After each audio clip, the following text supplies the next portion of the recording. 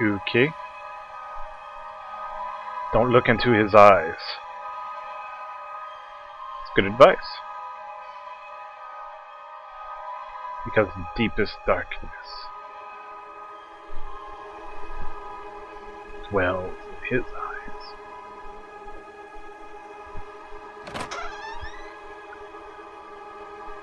Come in, my son!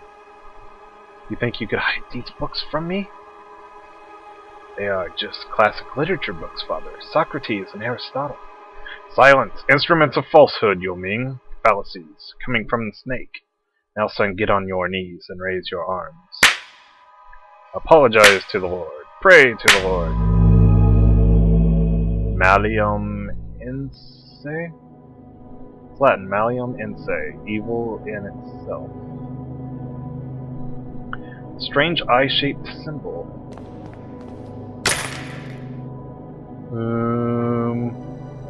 What was that?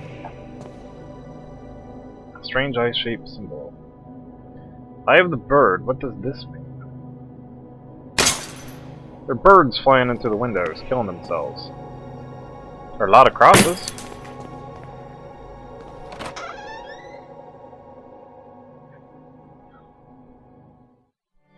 Lord, your eyes burn me. I don't deserve mercy nor forgiveness. O Lord, have mercy on my soul. Who are you sending me?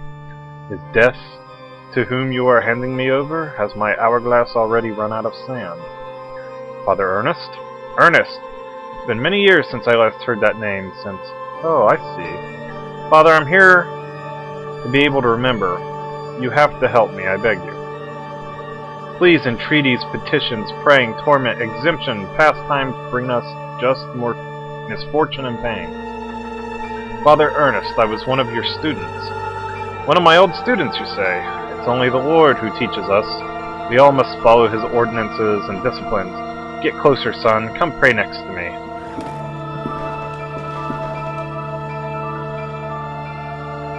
Makeshift altar is coated in dense layer of wax. The candles have almost burned out, only barely illuminate the room.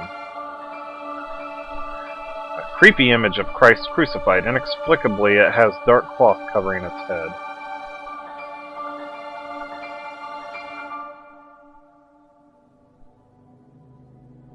Okay, what am I supposed to do here? Yeah, I already read that. Has a large burn covering his eyes. He is completely blind. Despite his decrepitude, extreme thinness, and paleness, I can still recognize Father Ernest, but he seems far away, like in another world. Give him some morphine. Nope. Coin? It's a lucky coin. Log! Hit him on the head. Nope. Maybe he'll like some music? Maybe he'll freak out and eat my eyeballs? Glory be to the Father, and the Son, and the Holy Spirit, as it was in the beginning, is now, and ever shall be. Now, my son, tell the Lord which one is his voice, the sharp sword, the wise quill, or the delicate petal? Sharp sword. Yes, yes, that's it, my son. The Lord with his sharp sword transmits us his wisdom, his power, and his punishment. Now, my son, tell the Lord which one is his holy path. The wise virtue, endless blame, or the blessed penance? I wouldn't say the endless blame. This guy really likes his penance. I'll say wise virtue. No, no, your soul lives embraced by the darkness. And now, my son, tell the Lord, who are you, the faithless pilgrim, the gate guard, or the lost seaman? I have no fucking clue what you are referencing here, buddy. Faceless pilgrim. No, no. There's no salvation of the Lord for your soul. Now leave me alone. I have to purify my soul. I want to go back in there. What are these that fell? Are these crucifixes? Talk to him again. Ah, he calls me. I know you were there. Didn't you hear me? Get out of my room. Despite being blind, he preserved good hearing. I must be more careful when moving.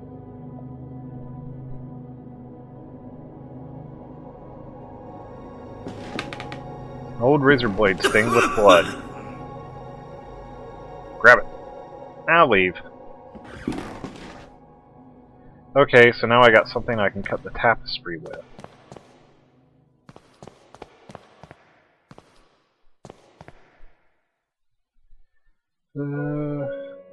Probably still dealing with the dead dude outside, right?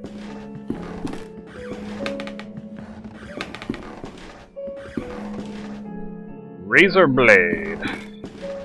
Wouldn't be able to cut this so thick tapestry using just the knife. My hands won't have enough strength. Combine the razor blade with the log. Using the wooden stump as a handle, I can use this to cut.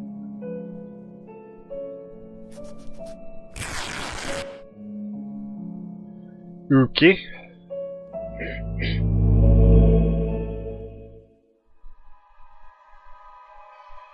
And finally, our expert on philosophy, Jeremiah Devitt, shows up.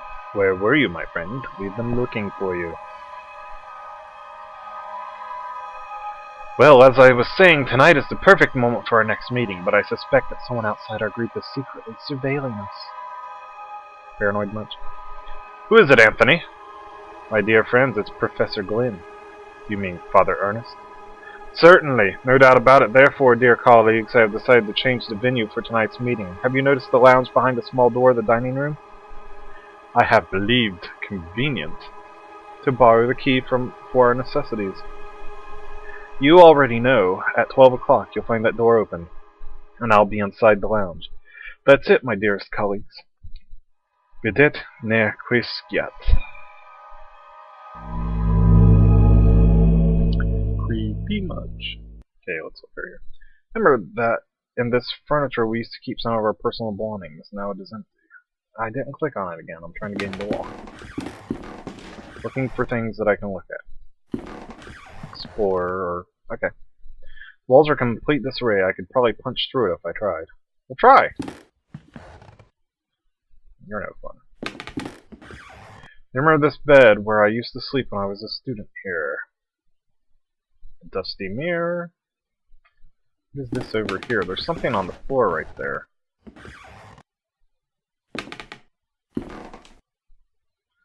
Dusty mirror. All I got is morphine and the music box and the coin. So I don't see much point coming here. Oh, you're gonna go to sleep in this creepy ass place? More power to you.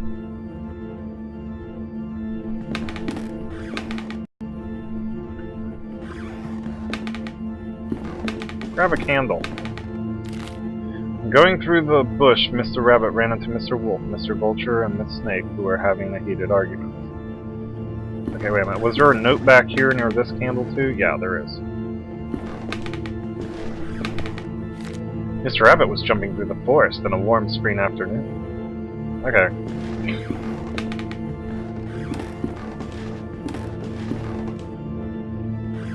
Yes, please.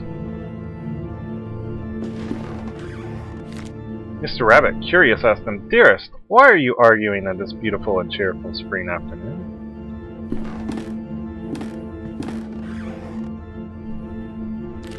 Mr. Wolf answered politely, What we are trying to decide here is who of us will have the pleasure to eat you up.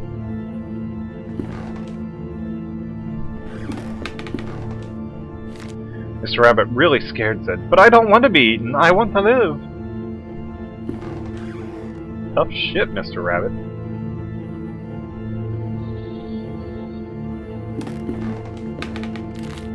To which Miss Snake answered, smiling, That's impossible to happen, Mr. Rabbit, since we all, both you and us, are going to die sooner or later, don't you think so? Yeah, but I'd rather make it later. There is something right there in the window, but... okay. Mr. Vulture added, Miss Snake's right. We should stick to the issue at hand. It's getting late, and as you see, we do not agree. Do you want to help us decide, Mr. Rabbit? Who would you suggest is the one to eat you?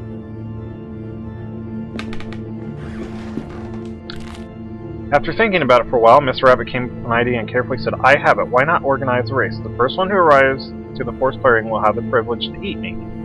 No doubt Mr. Wolf can run at high speed, but Mr. Vulture can go flying and avoid any obstacle. I'm sure that Miss Snake knows all the shortcuts in the forest. I guess the competition is balanced. What do you? There's someone or something else in that window. There's definitely a person there. Yeah, that's someone doing, like, spread eagle in the window. The three predators agreed that it was fair, so they started the race and then quickly disappeared. I see you people!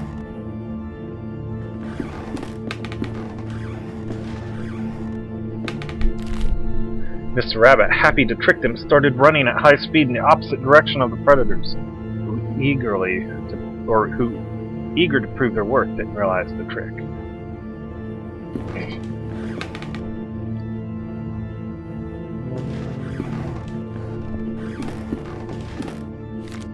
Mr. Rabbit was far away from there, and he finally felt safe, happy and proud of his cunning.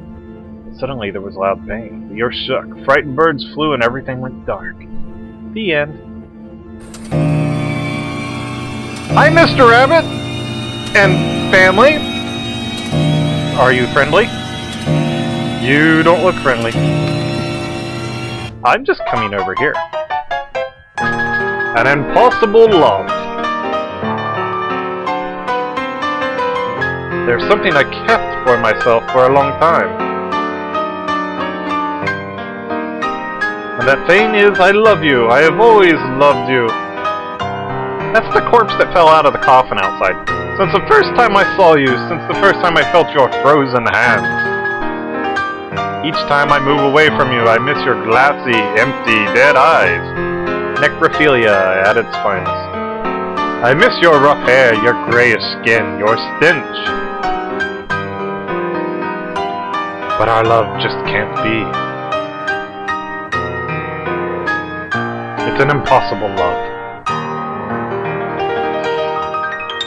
Okay. The end. What the flying fuck? No, not again. How long have I been sleeping? What was that all about? In the nightmare, I found a place in my memories. Okay, so Mr. Rabbit got shot by a hunter while running from the predators.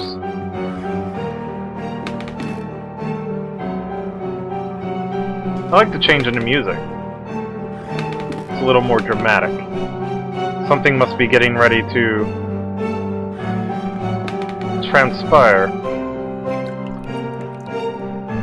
Just checking the rooms.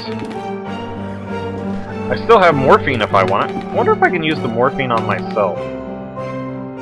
Nope, not yet anyway. Probably need it later though. She's still praying.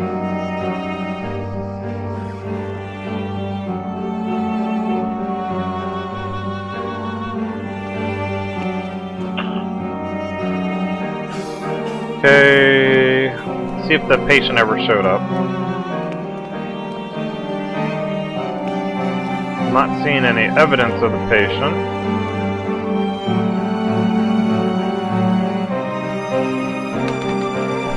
Okay, this looks really similar to the room that Mr. Rabbit popped out in. My disturbing nightmare, I was brought to this spot.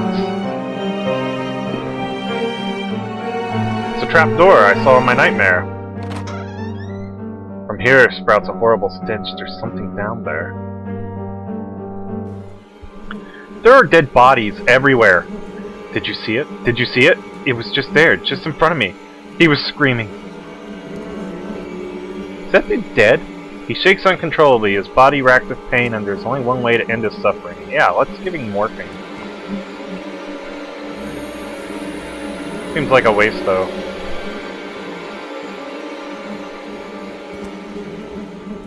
Rest in peace. Rest in... Why are there so many... The stretchers used to carry the corpses here. Who is behind all this?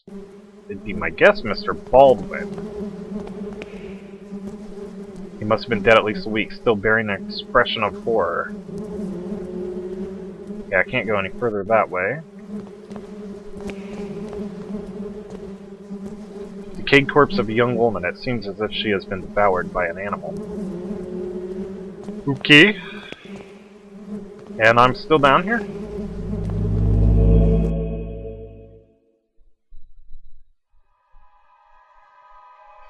Punctual as always, Devitt. Now, all that remains is to introduce our guest. You may come in now, Professor. Father Ernest! Don't worry, my friend. I invited him to join us this evening. The Professor genuinely shares our curiosity, and who better to complete our group than one of the most renowned theologists? Moreover, we mustn't ban those who are willing to explore beyond the veil. The moment we have long awaited has now arrived. Please, all of you, take a seat. We shall begin the procedure. Soon shall the door be open. May we finally see what lies beyond. Now I ask you, close your eyes. You will feel a momentary prick as I inject you with the serum.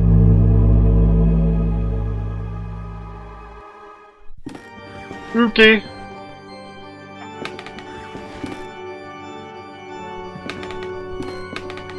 Okay, here comes the truth. Even after all these years, I've not forgotten your voice. You are the fourth witness. I remember what happened. What is that we saw? The eye of the bird, Malium in se. What happened to us? What is it we witnessed? You must tell me.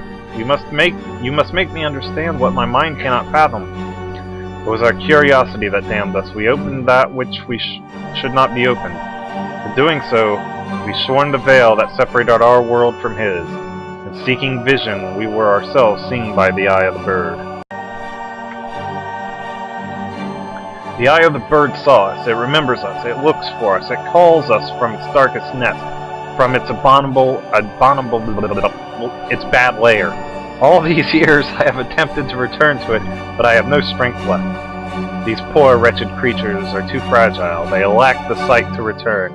Not one of them has returned, only us, the four witnesses. Who are the other two? Where are they? They disappeared as you did. I haven't heard from any of you. But I was seized by curiosity. It absconded with my faith and deprived me of my sanity.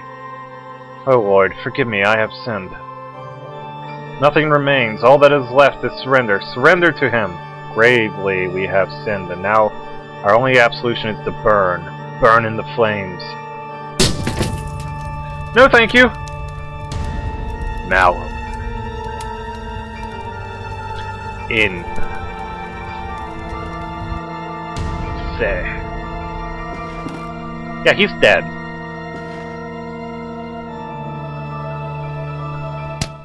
Ow!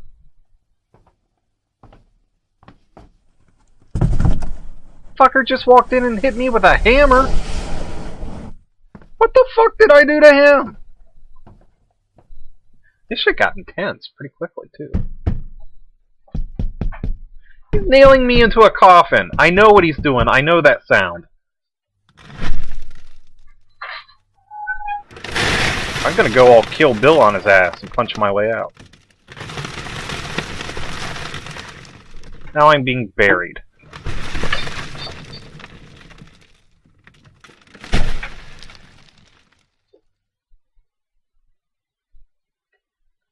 The end, right? No, I hope not. The adventure continues in Chapter 3.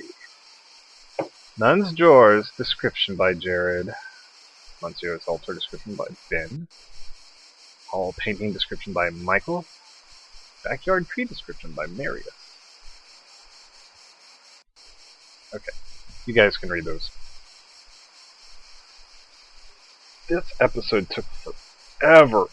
I don't know how many episodes I'm gonna have to break it into, but the story is getting a bit more interesting. Okay, it's just repeating that. Alright, well, if you like, let me know. Leave a comment. Do something. And I'll talk to you guys later.